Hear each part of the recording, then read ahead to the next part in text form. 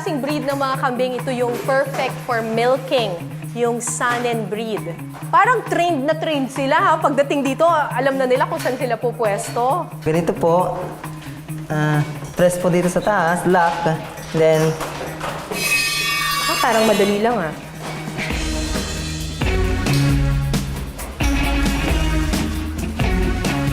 ganyan po. Kailan po wala po siyang babalik na gatas sa taas. Kailangan Kasi pag wala. bumalik po, masaktan po siya. Pwede po siyang tumadyak po. Ayoko nang mamaya biglang tumatch.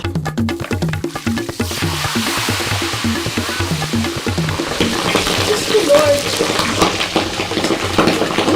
Diyos ko! Layo!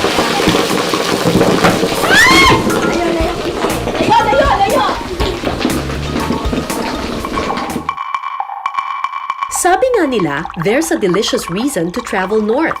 Literal na masarap kasing bumisita sa norte dahil sa mga masasarap nilang putahe. Pero alam niyo bang ang sarap ng mga pagkain ito nagsama-sama sa iisang probinsya? Wow! Ang sarap! Ang tinaguriang melting pot of the north, Tarlac. Get ready sa isa na namang nakakatakam na kwentuhan. Hindi mo na kailangan ng kutsilyo. Perfect. Hashtag everything kambing ang peg natin tonight. Paying beer! And for our first food stop sa Tarlac, pupuntahan natin ang bayan ng Kamiling.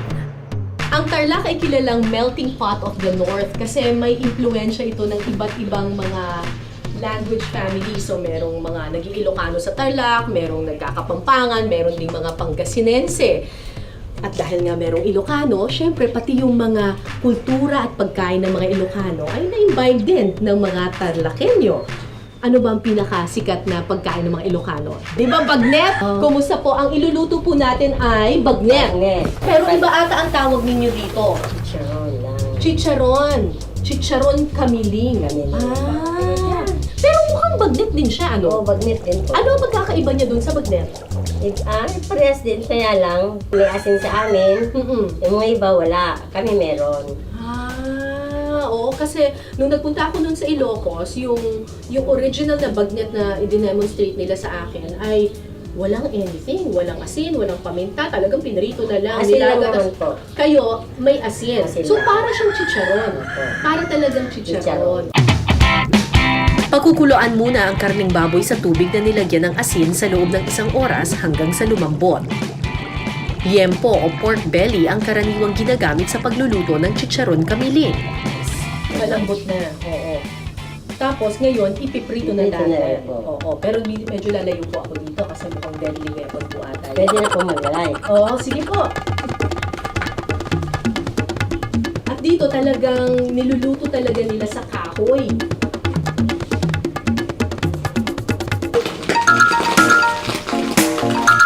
Naman itong trabaho yun.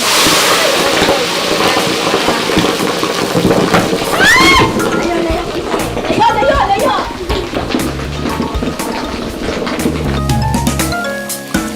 Gano'ng katagal po natin piprituhin ito? Sandali lang po, ma'am. Madali lang. Salamat. Talagang malakas yung putok niya kasi bagong laga.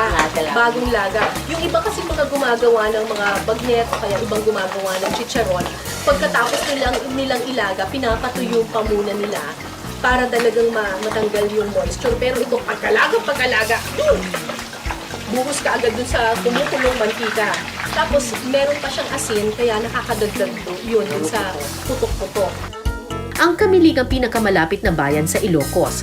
Kaya naman ang lutuin ito na nahahawig sa bagnet, walang dudang impluensya raw ng mga Ilocano. Pag nagluluto po kayo ng lechon kawali, alam niyo na po na kapag tumahimik na yung mantika, malapit na Malapit siyang na maluto. Oo, kasi yung moisture nung baboy na galing doon sa pagkakalaga, ay medyo nawala na yung tubig niya. Oo. So, kanina may tubig pa. So, ayan. Ito, crispy na. Kaya okay na to, oh. Mamula-mula na, oh. Okay, ito na ang ating bagong-bagong lutong chicharon kamiling. Ang bango.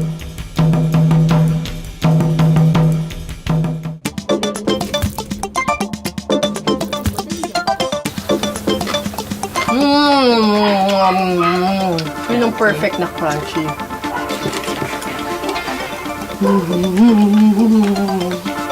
Nakakabata ito man yan. Ang lambot! Ang lambot ng pagkakaluto. Tsaka crunchy. Kaso lang nalalasahan ko talaga yung taba. Alam mong makasalanan to kinakain mo eh. Talagang very natural lang yung flavor niya. Konting-konti lang yung asin. Talagang ang lasang-lasa mo yung baboy. Ang perfect daw para sa chicharon kamiling, lalagyan mo siya ng kamatis at saka ng alamang. Sarap. So, sa mga taga-Tarlac na Ilocano, maganta yun. Pero sa mga taga-Tarlac na Kapampangan, maganta mo. Kain na! Dahil landlocked ang probinsya ng Tarlac, livestock raising o pag-aalaga ng farm animals ang isa sa ikinabubuhay ng mga tao rito. Katunayan, nakilala rin ng Tarlac sa pag-aalaga at pagpaparami ng kambing. Ang Tarlac kasi ang number 1 pagdating sa goat meat production sa buong Central Luzon. Matagal nang kasama sa mga putahing Pilipino ang kambing. Pero alam niyo ba mga kapuso na may iba't ibang klase ng kambing dito sa Pilipinas? 4 to be exact at isa lang dito yung native, yung iba daw ay imported. Yan ang ating aalamin ngayon dito sa farm na ito sa Gerona, Tarlac. Ang Tarlac po mga kapuso, ang number 1 producer ng kambing sa buong Central Luzon. Out of 44 goat breeding farms sa buong Pilipinas, 17 ang matatagpuan sa Tarlac. Hi, sir! Hi. Kumusta po? Si Mr. Noel Soliman po ay taga Philippine Goat and Sheep Association. Tama ba? Federation. Federation of Goat and Sheep. Okay, Federation of Goat and Sheep. Tama ba? 4 na iba-ibang klaseng breed ang matatagpuan sa Pilipinas ng mga goats? Nandito sa atin, oo. Una dito ay, of course, the Philippine goat. Ito yung native natin. Ano itsura nun? Ito ay ito. suppose yung maliliit? Yeah. Example ng isang Philippine goat. Hindi siya kalakihan, lalaki siya, pero tinan mo ang size niya. Maliit. Ang tenga hindi malaki. At medyo nakataas ang tenga. Oo. Manipis ang katawan. Oo. Ang native na kambing lumalaki ng 15 hanggang 20 kilos ang bigat. Higit na mas malaki rito ang mga Saanen goats na mula pa sa Switzerland. Karaniwang pinararami ito para sa milk production. Kung gagawin tayo dito, makikita mo dito, Okay. ito ang tinatawag nating Saanen. Puting-puti! Oo. This is the queen of the dairy goats. Bakit queen? Sila ang pinakamaraming Gatas. napoproduce na gatas. Oo. So, they have that reputation, the queen of the dairy goats. So, itong mga ganitong klaseng breed, you get it for the milk, not for the meat. Well, pwede rin sila sa meat, pero not so much. It's more of the milk. At wala talaga silang ibang kulay kundi puti lang. Yan ang typical na kulay nila, puti. Inaalagaan at pinararami naman ng Boer goat at Anglo-Nubian para sa kanilang karne. Karaniwang lumalaki ito ng hanggang 60 kilos ang bigat. Okay. So, ito yung mga yon. Ito sila. Wow, ang lalaki nila, no? Oo. Compare dun sa Philippine goat, ang lalaki nitong mga to. At yung ears nila hanggang dito, oh. Ang haba. Oo. Tsaka, dual purpose breed ito. Which means, pag dual purpose, pwede siyang meat, pwede siyang dairy. Anumang breed ng kambing, simple lang daw ang pag-aalaga. Kahit anong damo o halaman, kanilang kinakain, gaya na lang ng ipil-ipil, dayami at kakawati. Pero para hindi sila magsawa, mas makabubuti raw na salitan kada araw ang klase ng damo ipakakain. Sa probinsya ng Tarlac, specialty ang lechon kambing. Sa halagang 3,500 pesos, makabibili ka na ng buong lechon. Di hamak na mas mura sa lechon baka at lechon baboy. Pero mas mura man kumpara sa ibang lechon, hindi naman ito magpapahuli sa sarap at lasa. Sa lechonan na ito sa Tarlac City, si Henera ang eksperto sa pagluluto ng lechon kambing. Pagkatapos pong malinisan ng kambing at maalisan ng bituka, ayun po, ililitsyon na po natin siya. Para magkulay golden brown po, papayaran po natin siya ng soda. Mauna po sa ulo, yan, pababa. Yan, para pong iniilamusan mo lang. Tatali po natin yung panya para sigurado pong di po siya gumagalaw habang iniikot po. Para matanggal ang anggo o lansa ng kambing, papalamanan nila ito ng tanlad, bawang, dahon ng sibuyas, star anise, asin at paminta.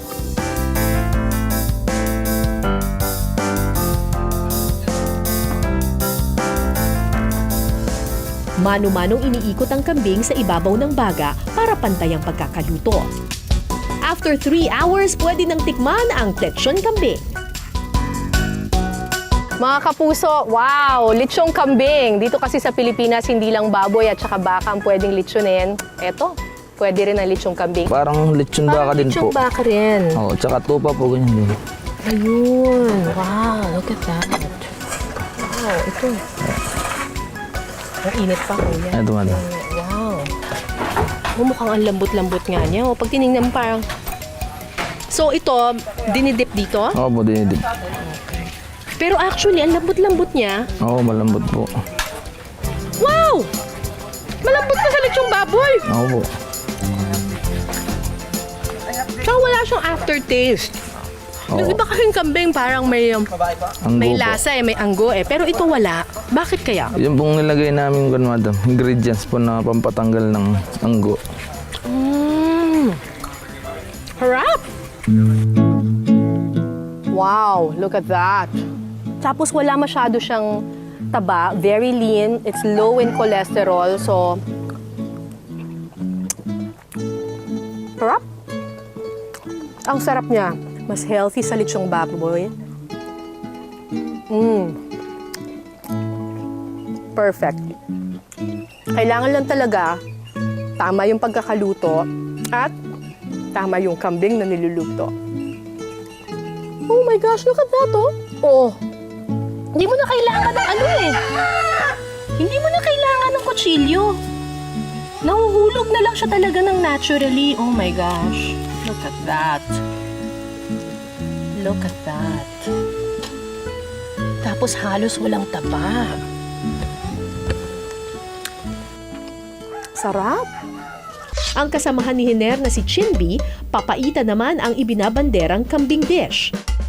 Ang mga nilinis na bituka, tuwalya at atay ng kambing pagkukuluan ng 3 oras na may halong luya para mawala ang lansa.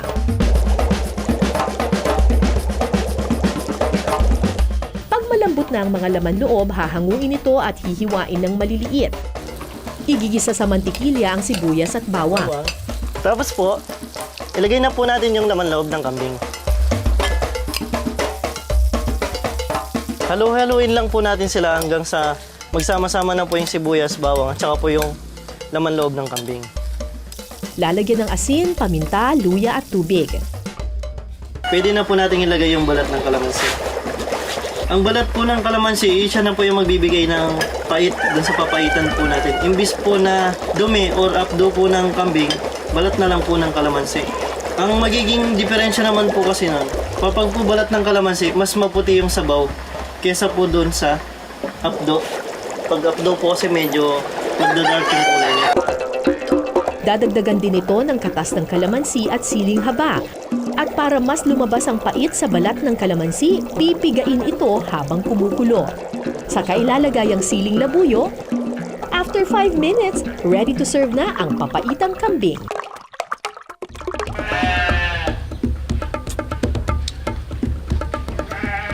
Walang lansa. It's good na wala siyang lansa. Anghang. Nakatikim na kasi ako ng papaitan na ang ginagamit apdo. Mapait na mapait kasi talaga yon. Pero ito, dahil ang ginamit nila na pampapait ay balat ng kalamansi, nabibigyan niya ng citrus flavor yung dish. So, actually, naglalaban yung asim at saka yung pait dito sa dish na ito. It's a new twist.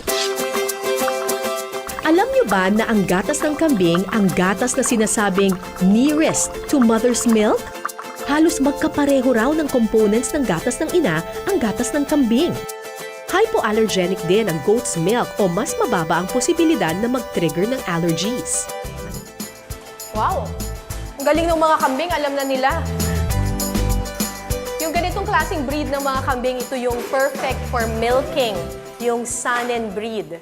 Parang trained na trained sila ha. Pagdating dito, alam na nila kung saan sila pupwesto. So meron dalawang klase ng pagmi-milk sa kambing. Pwedeng manual at pwede rin gumagamit ng ganitong klaseng machine. Saan ko yun nilalagay? Dito po. Yan.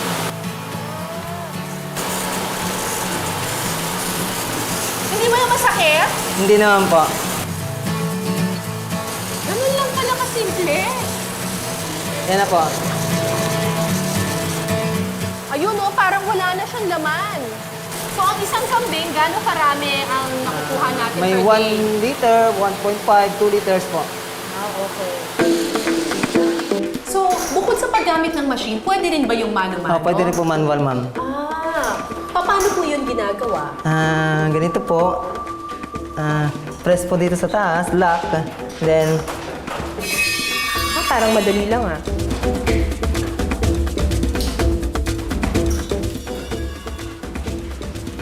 ganyan po. Kailan po wala po siyang babalik na gatas sa taas.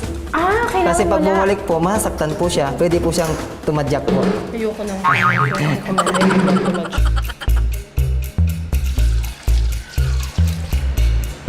Ang mga gatas na aming nakuha, dadaan pa sa proseso gaya ng pasteurization para mapatay ang mga bakterya. Pagkatapos, pwede na itong inumin. Hindi talaga ako milk drinker kahit nung bata pa ako kasi lactose intolerant ako. Yung gatas daw ng kambing hypoallergenic. So pwede daw ito, perfect daw ito sa mga lactose intolerant katulad ko. Ay, masarap. Walang lansa. Uy, mauubos ko to. Wala siyang sawa factor. Actually, hindi ako mahilig sa gatas, pero this one, I can drink this. Sarap. Bukod sa fresh milk, marami pang produktong matitikman mula sa gatas ng kambing gaya na lang ng feta cheese at cream cheese. At kumpara doon sa cow's milk, ang gatas daw ng kambing ay hypoallergenic. Wow, ang sarap! Ang sarap nito ah! It's so creamy! Wow! This is really good. Very creamy. Suwabing-suwabe yung lasa, ang sarap. At ito naman, feta cheese made of goat milk.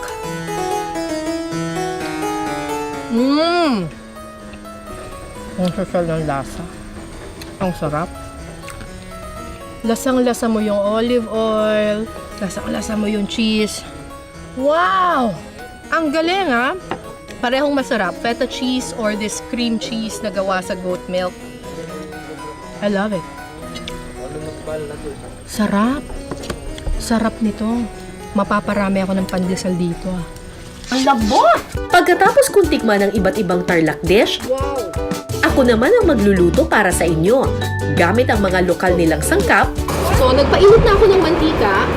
Magigisa tayo ngayon ng bawang at saka ng sibuyas. Dahil nandito tayo sa Tarlac, ang gagamitin natin ay chicharong kamiling. Kukuha lang ako ng mga representatives. Representatives talaga. Kukuha lang ako ng mga kaunti. Usually, yung mga medyo may crunchy na part kasi yun yung masarap na ipang toppings. Okay. Tapos, lalagyan na natin ng ating bagoong isda.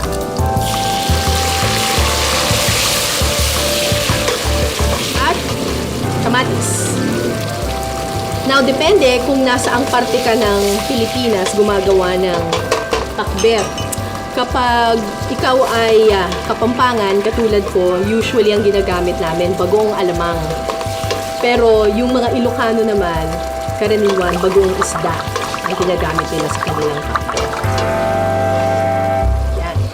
Kailangan hintayin natin na yung kamatis ay talagang lutong-luto na siya, enough para ma-flatten mo siya with the back of your spoon. Yan. Mas madali magluto ng pakbet kapag ang gamit ninyo ay lechon kawali o kaya yung chicharong kamiling kasi di mo na kailangan palambutin yung baboy. Malambot na siya kaagad at may timpla na. Lagyan na natin ng tubig. Pakuluin lang natin ng kaunti. Tapos maya-maya ilalagay na natin ang gulay. Sarap kaya.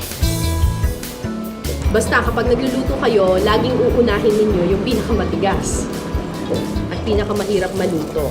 So, in this case, yung kalabasa. Kain ko lang. Lagay natin yung sitaw. Matigas din kasi itong sitaw eh. Ang dami ng okra. Pwede bang hindi ko ilagay lang? Sobrang dami. Kung medyo matutuyuan siya, dagdagan nyo na lang ng water. So, lalagay ko na yung ampalaya. Ito na lang yung ubos. At ang talong.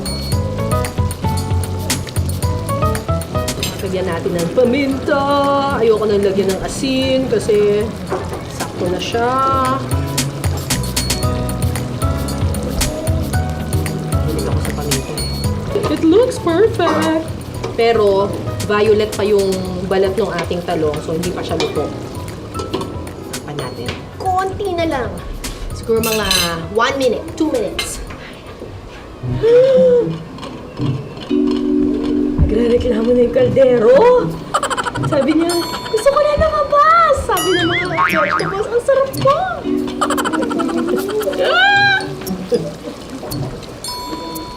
Binubola ko lang yung sarili ko. Perfecto, perfecto.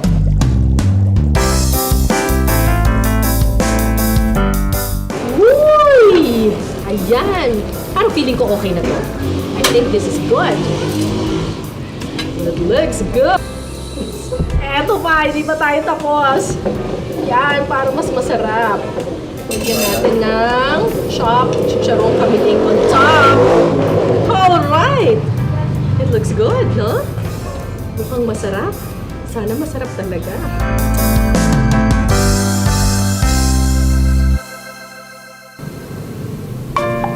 Ay, winner. Uy, ang sarap, promise. Talaga.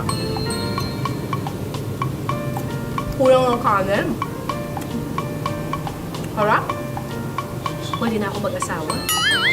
Ay, mag-asawa na pala ako. Uy, promise, ang sarap! Masyado ba akong considered? Sinabi ko masarap. Masarap! Ang panalo dito yung kamiling eh. Panalo dito yung chicharong kamiling. Siya talaga yung nagdala dun sa dish. Panalo siya.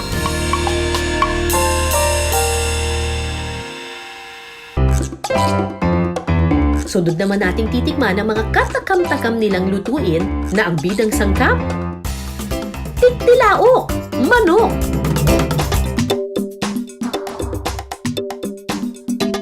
Ilalagay ang gata sa kawali. Sasamahan ito ng bawang, sibuyas, sili, asin at kaunting asukal. Tapos po, isunod po natin yung manok. Pakukuluan ang manok sa coconut mixture sa loob ng 1 oras. After 1 hour, luto na po yung lechon tinupig natin. Hahanguin na po natin. Ilalagay po natin dito sa dahon ng saging. Tutuhugin po natin siya. Dahan-dahan lang po para hindi po ganong madurog. Pag natuhog po, papahirin po natin siya ng pampalasa. Para po kahit nakabalot po siya, may lasa pa rin pong pumapasok sa loob. Tulad ng kakaning tupig, ibabalot ang manok sa dahon ng saging. Kailangan balot na balot para yung amoy ng dahon makadagdag panlasa dun sa manok. Pagkatapos, iihawin ang ibinalot na manok sa loob ng 30 minutes. Kapag natutong na ang dahon ng saging, luto na ang lechon tinupig. Get your taste buds ready para sa extraordinary lechon manok experience.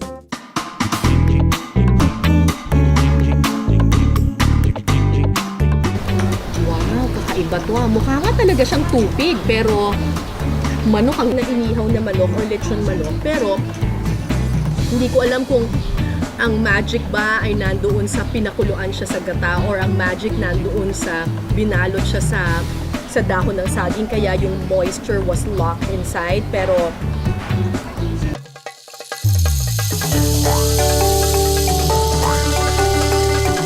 Sa ating pagbisita sa Tarlac, napatunayan nating hindi lang ito basta passageway province na dinadaan-daanan lamang, kundi isang kanlungan, lalawigang nangangalaga sa ugnayan ng magkakaibang pangkat na hindi lang makikita sa makulay nilang kultura, kundi sa kanilang mayamang kulinarya. Hanggang sa susunod nating pagsasalo at kwentuhan, magandang gabi. Ako po si Cara David. Ito ang